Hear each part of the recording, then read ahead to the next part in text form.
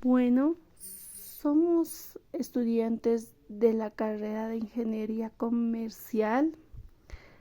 Vamos a estar viendo en este caso el problema de la heterocelasticidad usando el paquete de EBIUS. Entonces, para ello, lo primero que vamos a hacer es tener nuestro EBIUS y trabajar con la tabla que se observa en ahí, que es nuestra base de datos, como se puede observar en la pantalla. Muy bien, entonces, ya que estamos hablando de heterocelasticidad, lo primero que debemos hacer notar dos o tres conceptos teóricos que tenemos que tener en mente para que cuando estemos ejecutando las instrucciones esto sea un poco más sencillo. Lo primero es que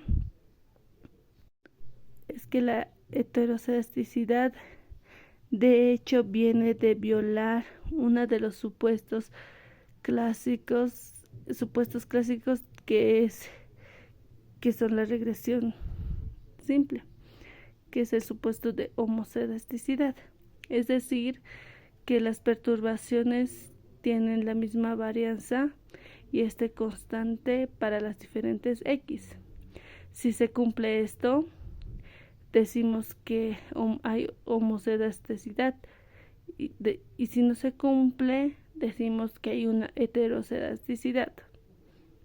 Entonces, la otra cosa importante es que debemos que decir que la heterocelasticidad no destruye las propiedades de insesgamiento y la consistencia de los indicadores de los mínimos cuadrados. El problema es que ya dejan de tener varianza mínima y eso es justamente lo que vamos a ver.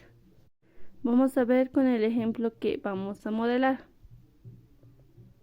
Lo primero es abrir el EBIUS, por lo que vamos a importar nuestra tabla que se observa ahí. La tabla que se observa es una tabla en inversión y inversión de desarrollo, en inversión en innovación y desarrollo. Entonces jalamos la tabla que se observa en el EBIUS, le damos siguiente.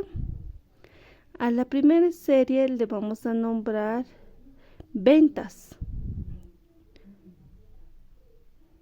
En la segunda serie le vamos a nombrar como ID, haciendo ilusión a que es el gasto en innovación y desarrollo. Esta ID va a ser nuestra variable dependiente y finalmente vamos a poner la utilidad.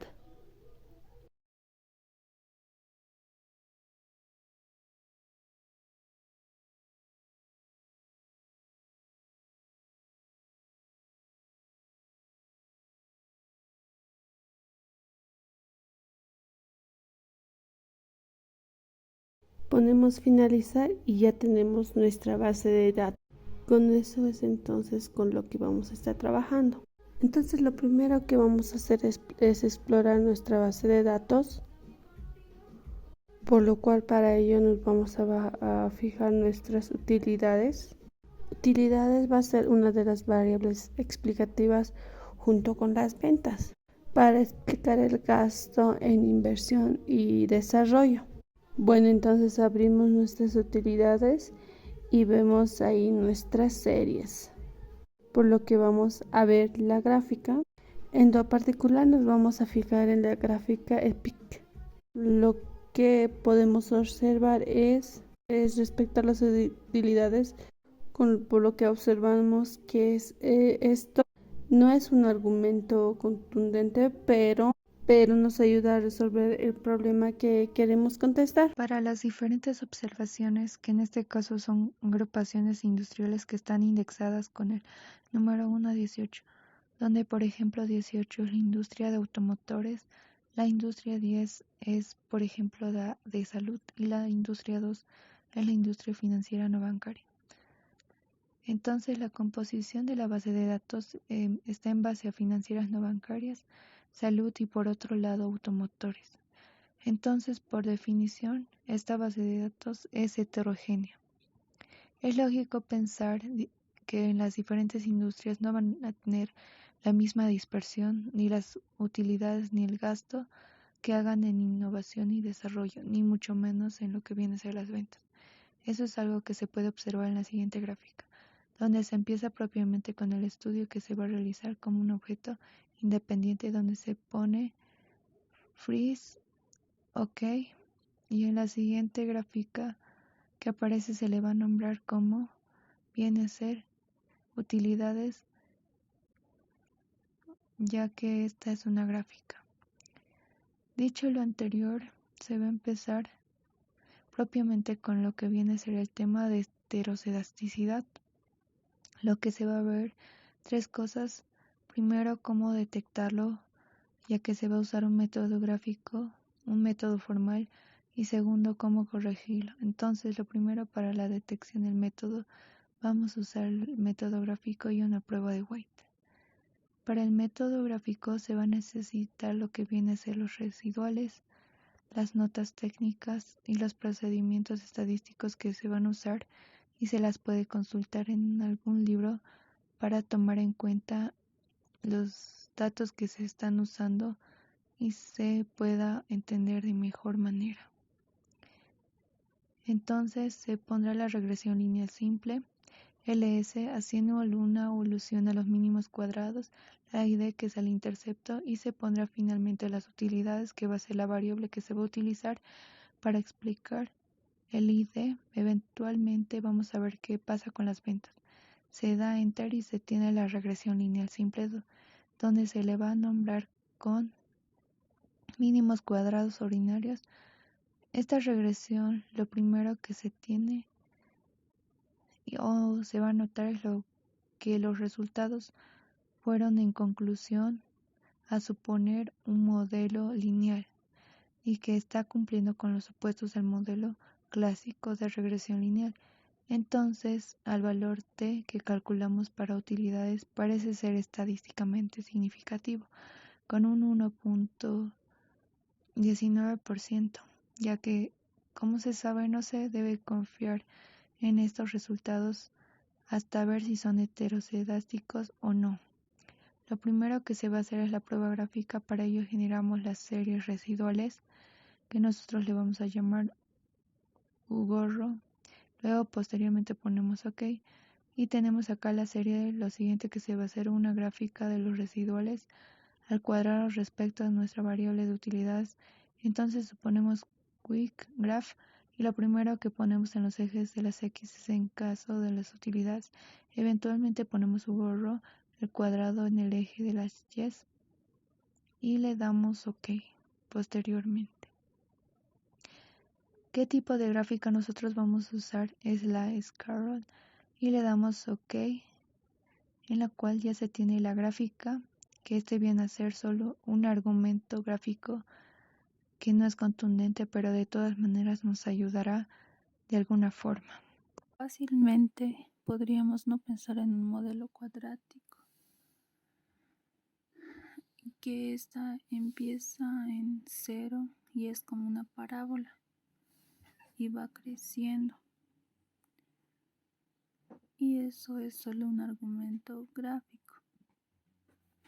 Como siguiente paso vamos a nombrarlo y vamos a llamarlo heterocedasticidad, método gráfico. Como siguiente paso realizamos la prueba de White. Nos vamos a View, a Diagnóstico y posteriormente a heterocedasticidad. Como siguiente paso obtenemos una regresión auxiliar donde la variable dependiente es recibir al cuadrado y las variables independientes también, porque estas están explicando la variación en los residuos del cuadrado y en nuestra constante de utilidades. Tendremos específicamente en este punto donde dice observaciones por la R al cuadrado. Nosotros vemos que nuestro test de White bajo la hipótesis nula de que esto es como homocedástico. Las observaciones por la R cuadrado de este modelo se distribuyen asintóticamente como una G cuadrada con los grados de libertad que le están imponiendo en la regresión auxiliar. Entonces, si nosotros buscamos en las tablas el valor, G cuadrada 2, vemos que 5,99 lo comparamos con 3 de 13,7 y como 13,7 es más grande de 5,99, entonces es que concluimos que rechazamos la hipótesis nula de homocedasticidad y decimos que hay evidencia de heterocedasticidad. Alternativamente podemos buscar la probabilidad del p-value y de este estadístico asintótico. Puede decir que el p-value de este 13,7 es 0.0011, es decir, rechazamos incluso al 99% la hipótesis nula de que es homocedástico. En cuanto a las observaciones por R cuadrado de este modelo, un resultado asintótico. Funciona para muestras grandes. Como se puede visualizar, se tiene una muestra de 18. Entonces se podría decir que es un resultado poco dudoso y criticable pensar en un resultado sintótico. Pero en la parte superior viene el estadístico F.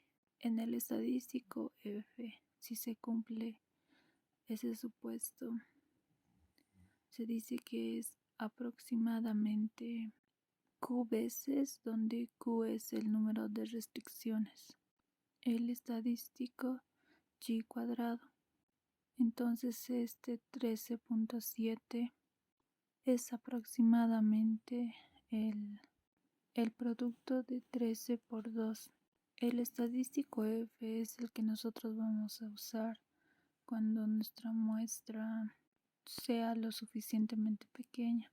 No importa el resultado, se preservará la probabilidad de una F 215. Entonces, una vez más, se rechaza la hipótesis nula. Entonces, la hipótesis nula es: la muestra es homocedástica. Se evidencia mucho más contundente que el método gráfico para decir que en esta muestra hay heterocedasticidad. El siguiente paso es cómo lo vamos a corregir. Este resultado nosotros podemos ponerlo congelar y esto guardarlo como test de White. Una vez que se guarde, se debe volver y se debe ver el resultado de la regresión. La manera de corregirlo sería implementar la regresión con el procedimiento que se llama errores estándar con el procedimiento de White. Luego se debe correr de nuevo la regresión y la regresión que se ve y comparándolos son iguales.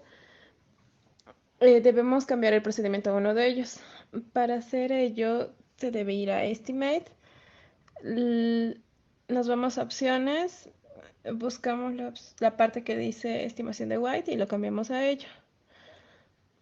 Luego ponemos aceptar y ahí se puede ver que la leyenda cambia a errores consistentes bajo los errores y con varianzas.